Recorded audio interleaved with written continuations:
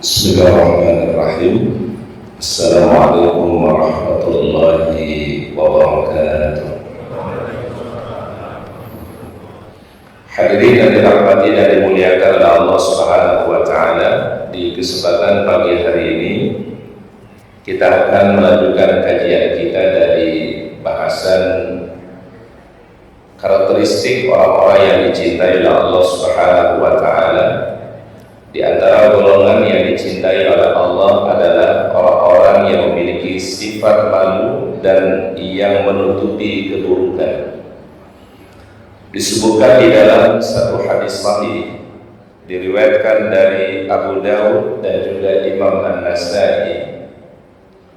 Qala sallallahu alaihi wasallam, Nabi sallallahu alaihi wasallam bersabda, Innallaha azza wa jalla, sesungguhnya Allah Subhanahu wa ta'ala hayyun sittirun, adalah maha malu dan juga maha menutupi. Yuhibbul haya'a was-sitra, ia mencintai sifat malu dan sifat menutupi. Fa idza tasala ahadukum falyastatir, apabila salah seorang di antara kalian, sabda beliau, sedang mandi, hendaklah ia menutupi dirinya atau membuat tirai dari pandangan orang lain. Dari hadis yang mulia ini, para ulama as-salafus saleh mengatakan Allah Subhanahu wa taala memiliki sifat yang mulia. Di antaranya adalah hayyun. Ya, bukan hayyun ya. Kalau hayyun itu hidup, tapi ini hayyun, ya artinya adalah maha pemalu. Kapan Allah Subhanahu wa taala malu? Di antaranya kata Rasulullah SAW, ketika ada seorang hamba mengangkat kedua tangannya berdoa kepada Allah, Allah taala mengembalikan tangan hamba itu dalam keadaan apa? Kosong.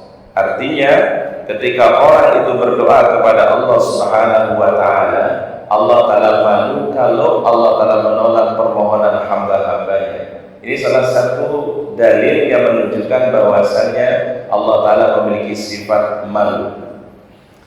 Kemudian juga dari hadis yang mulia ini kata para ulama, sifat Allah Subhanahu wa taala sittirun, yang maha menutupi. Jadi ketika hambanya melakukan satu kesalahan, Allah Ta'ala tidak membuka aib hambanya. Jadi sifat Allah Ta'ala yang mulia, ketika hamba melakukan satu kesalahan, ditutupi aibnya oleh Allah Ta'ala. Ada satu doa yang diajarkan oleh Rasulullah SAW, dan ini masuk dari zikir pagi atau zikir sore. Apa doa yang diajarkan oleh Rasulullah SAW?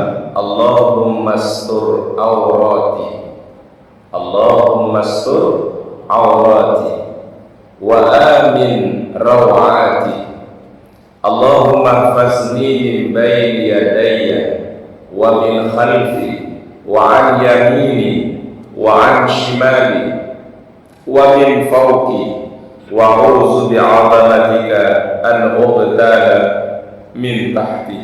Ini termasuk bagian dari zikir apa? Zikir pagi dan petang ya.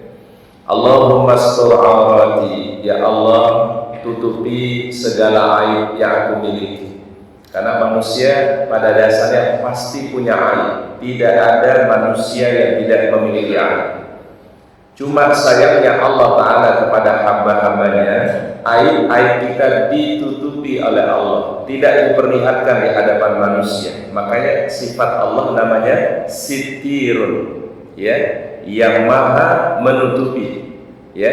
Maka itu kemudian menjadi akhlak bagi orang-orang yang beriman, yaitu menutupi kesalahan saudara kita, tidak membuka aib orang lain. Disebut dengan sittirun, yang menutupi aib. Bahkan Rasul menjanjikan, man satara musliman fid dunya satarallahu fid dunya wal akhirah. Siapa saja yang menutupi aib saudaranya di dunia ini, Allah Ta'ala tutupi aibnya di dunia dan aibnya di akhirat. Ya, jadi diambil dari sifat Allah Ta'ala yang maha menutupi, sitirun. Oleh karenanya tadi di dalam doa zikir pagi dan petang itu Rasul ajarkan Allahumma stur aurati, ya Allah tutupi aib-aib yang aku miliki. Wa amin rawati, ya Allah berikanlah rasa aman dari kekhawatiran yang aku miliki. Allahumma hfazni min baini yadayya, ya Allah jaga kami dari bagian depan. Wa min khalfi, jaga kami dari mana? Dari belakang. Wa an yamini, jaga kami dari sebelah kanan. Wa an shimali, jaga kami dari sebelah kiri. Wa min fawqi, jaga kami dari bagian atas. Wa a'udzu bi'azamatika an ughtala min tahti, jaga kami dari segala keburukan yang muncul daripada bagian bawah kami. Karena ini doa sangat penting kata para ulama, supaya kita selalu dijaga oleh Allah Subhanahu wa Ta'ala, dijaga dari mara bahaya dan dijaga dari segala bisikan-bisikan syaitan, bujukan-bujukan syaitan yang bisa muncul dari bagian depan, bisa muncul dari bagian belakang, bisa muncul dari sebelah kanan dan juga dari sebelah mana? Kiri. Nah, ini doa penting para jamaah. Kami ulangi sekali lagi doanya. Allahumma stur aurati, Allahumma stur aurati wa amin rawati, Allahumma hfazni min baini yadayya wa min khalfi wa an yamini wa an shimali wa min fawqi wa a'udzu bi'azamatika an ughtala min tahti. Sama halnya Bapak Ibu yang dirahmati oleh Allah Ta'ala, ada sunnah dari Nabi kalau kita berangkat menuju masjid ada doanya. Allahumma ja'al fi qalbi nuran wa fi sam'i nuran wa fi basari nuran wa an amami nuran wa an khalfi nuran wa an yamini nuran wa an shimali nuran wa a'zim li nuran. Ini biasa doanya Nabi SAW kalau berangkat menuju masjid. Kami ulangi sekali lagi, ada doa Rasulullah untuk kita mohon dijaga juga dari bagian depan kita. Allahumma ja'al fi qalbi nuran, ya Allah jadikan dalam hati kami cahaya. Wa fi sam'i nuran, pada pendengaran kami juga cahaya, yang selalu dibimbing untuk mendengarkan hal-hal yang baik. Wa an basari nuran, ya Allah jadikan pada penglihatan kami cahaya, supaya apa yang dilihat dibimbing oleh Allah Subhanahu wa Ta'ala. Wa an amami nuran, jadikan bagian depan kami cahaya.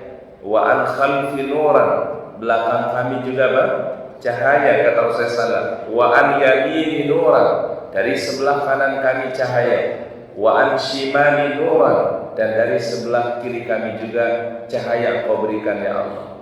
Ini semua kalau kita simpulkan para jamaah, ternyata setiap kita membutuhkan perlindungan, penjagaan dan bimbingan Allah Subhanahu wa Ta'ala.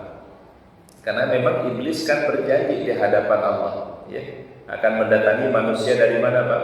Dari bagian depan, dari bagian belakangnya, dari bagian sebelah kanan dan dari bagian sebelah kiri mereka. Nanti ada penjelasan para ulama Pak, apa yang disebut dengan bagian depan, bagian belakang, bagian kanan, bagian kirinya. Dijelaskan oleh sahabat yang mulia Ibnu Abbas radhiyallahu anhu, ya. Apa yang dimaksudkan dengan godaan syaitan yang muncul dari bagian depan? Kata beliau adalah manusia dibuat tidak beriman tentang kehidupan akhirat. Ya, jadi manusia dibuat tidak beriman tentang kehidupan apa? Akhirat. Jadi seakan-akan hidup itu cuma di dunia saja. Tidak ada kehidupan akhirat, tidak ada alam akhirat, tidak ada siksa kubur, tidak ada nikmat di alam kubur. Dianggap manusia cuma hidup di dunia saja. Ini namanya digoda dari mana, Pak? Dari bagian depan. Ada digoda dari bagian belakang.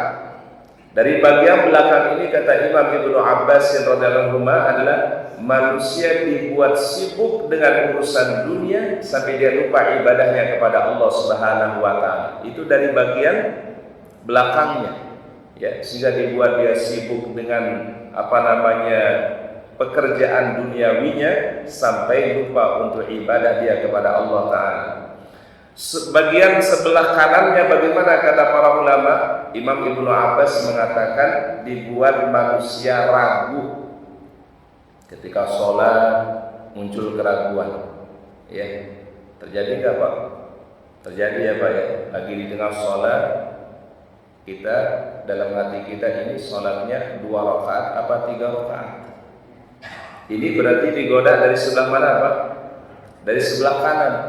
Maka Rasul menganjurkan kalau ada orang ragu di dalam salatnya 2 rakaat atau 3 rakaat, kata beliau, ambil rakaat yang kecil.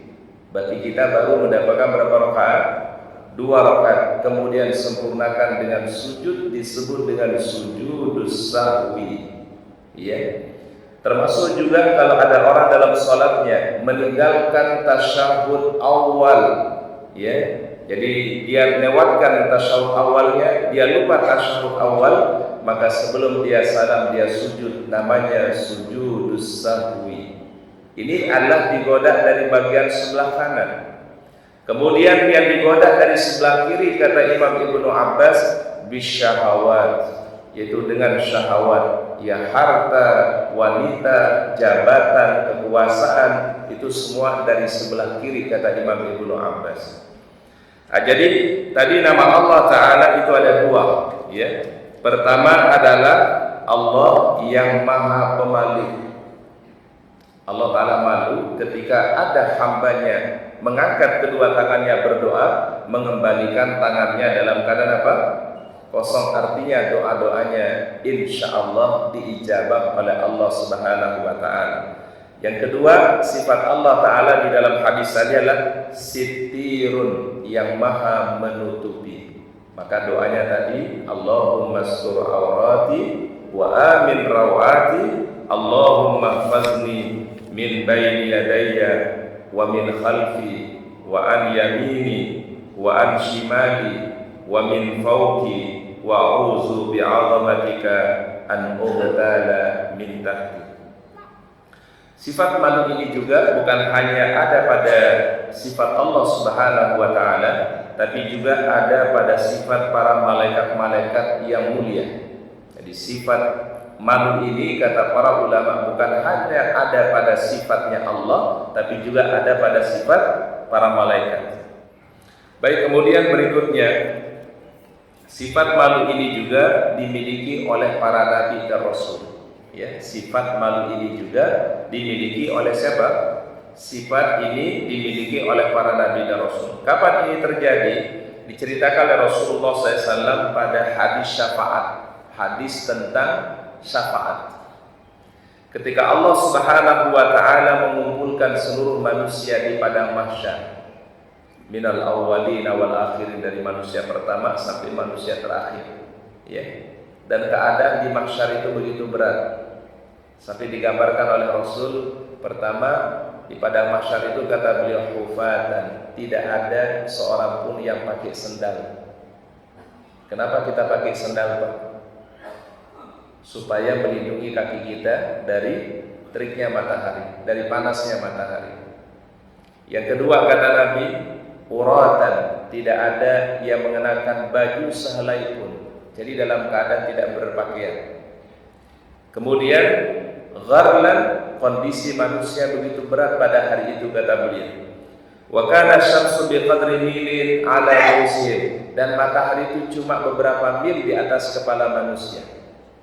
Sehingga yang terjadi kata beliau, ada orang yang keringatnya sampai pada mata kakinya, ada yang keringatnya sampai pada lututnya, ada yang keringatnya sampai pada pinggangnya, ada yang sampai pada dadanya, dan bahkan ada yang ditenggelamkan oleh keringatnya sendiri. Biqadri a'malihim, tergantung daripada amal perbuatan mereka. Jadi masing-masing orang berbeda para jamaah keadaannya nanti di padang mahsyar. Kemudian manusia datang kepada para nabi dan rasul meminta supaya disegerakannya hisab, disegerakan untuk ditegakkannya hisab oleh Allah Ta'ala. Fayakuna Adam alaihi salam, manusia pertama kali datang kepada Nabi siapa? Adam alaihi salam. Kenapa Adam yang pertama kali didatangin, Pak? Karena beliau adalah Abul Bashar, ya, bapaknya seluruh umat manusia. Fayaqulun anta abun nas, engkau itu adalah bapak seluruh umat manusia. Khalaqakallahu biyadihi wa asjada laka malaikatahu wa 'allamaka asma'a kulli syai'in. Allah Ta'ala yang menciptakan dirimu dengan tangannya, memerintahkan para malaikat bersujud untukmu wahai Adam, dan yang mengajarkan nama-nama benda kepadamu wahai Adam. Fashfa' lana inda rabbika, tolong mintakan syafaat kepada Allah supaya kami terlepas dari kesulitan pada hari ini, kata manusia. Apa jawab Adam alaihissalam? Fayaqulu lastu hunaka wa yadhkuru dhanbahu fayastahi. Adam mengingat dosa yang pernah diperbuat, maka malu untuk memintakan syafaat di hadapan Allah Subhanahu wa taala. Ya, ketika Allah Taala memberikan perintah kepada Adam, makalah segala sesuatu yang ada di surga itu kecuali satu pohon, asy-syajarah, Tapi kemudian Adam memakan dari pohon itu. Tersingkaplah pakaian beliau dengan Hawa, kemudian ditutupi dengan daun-daun dari surga. Maka kemudian Allah Ta'ala memerintahkan keduanya untuk keluar dari surga.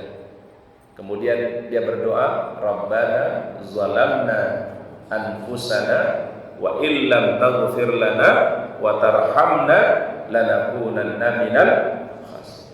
Adam ingat kejadian itu, Pak, maka dia malu untuk meminta syafaat kepada Allah. Kemudian manusia datang kedua, fayatuna Nuhan alaihi salam, Lalu manusia datang kepada Nabi siapa? Nabi Nuh alaihi salam.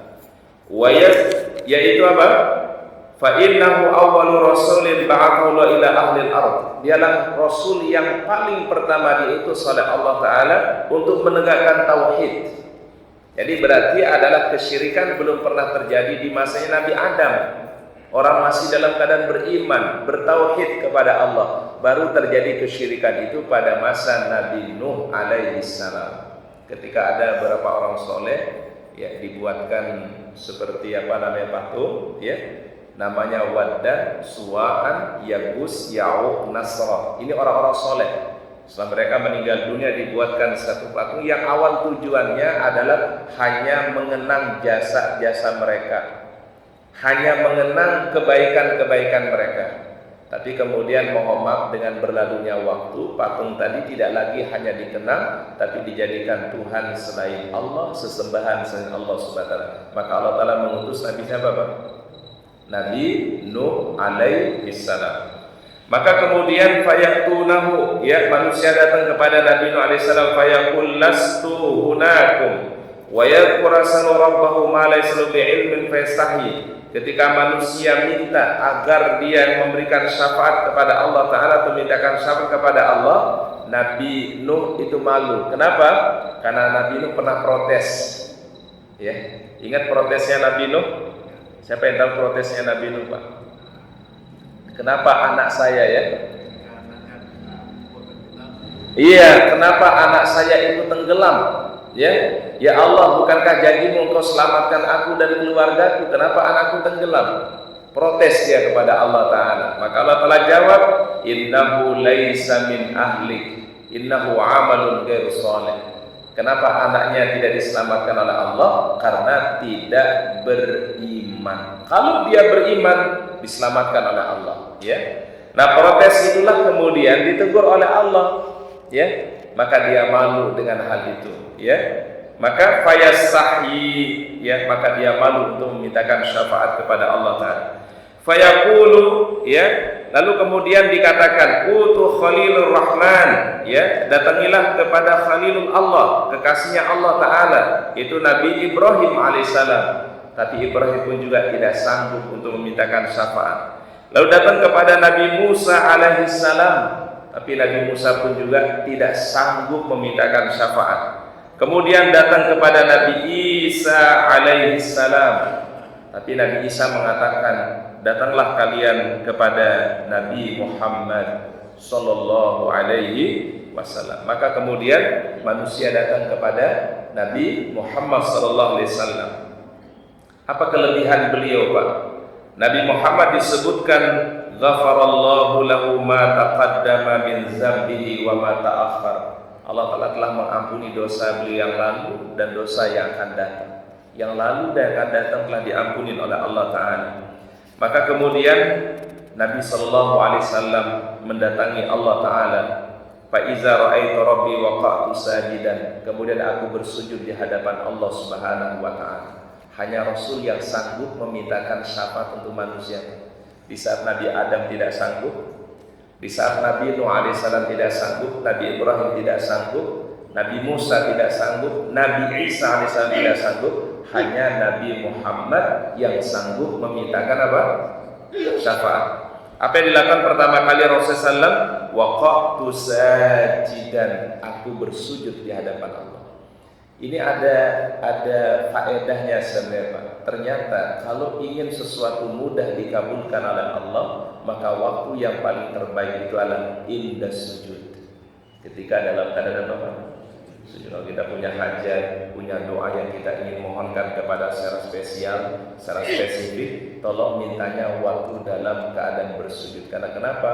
Aqrabu ma yakunu abdu indallah wa huwa sajidun. Sedekat-dekat hamba di sisi Allah ketika posnya dalam keadaan apa? Maka Rasul pertama kali, Pak, yang dilakukan adalah nggak langsung minta syafaat, Pak. Fawaqtu sajidan, aku langsung bersujud di hadapan Allah. Karena sujud melambangkan apa? Ketundukan. Sujud menandakan kerendahan, ya. Kan kepala kita ini, mohon maaf, kepala ini terhormat, Pak. Tetapi waktu sujud, kepala kita letakkan di mana, Pak? Di tempat yang paling rendah, tetapi kepada Maha yang paling tinggi. Makanya waktu sujud doanya subhana rabbiyal a'la, padahal kepala kita di bawah, tetapi kita tujukan kepada yang Maha tinggi. Makanya orang yang paling sujud itu paling dimuliakan Allah Ta'ala. Nah, sehingga sujud itu jangan cepat-cepat, Pak, ya. Bagusnya sujud itu diperlama, apalagi kalau kita sholat sendiri, sholat sunnah, ya dinamain sujudnya, dinikmati sujud kita. Karena kenapa? Sedekat-dekat hamba di sisi Allah ketika dia dalam keadaan sedang apa? Bersujud. Assalamualaikum warahmatullahi wabarakatuh.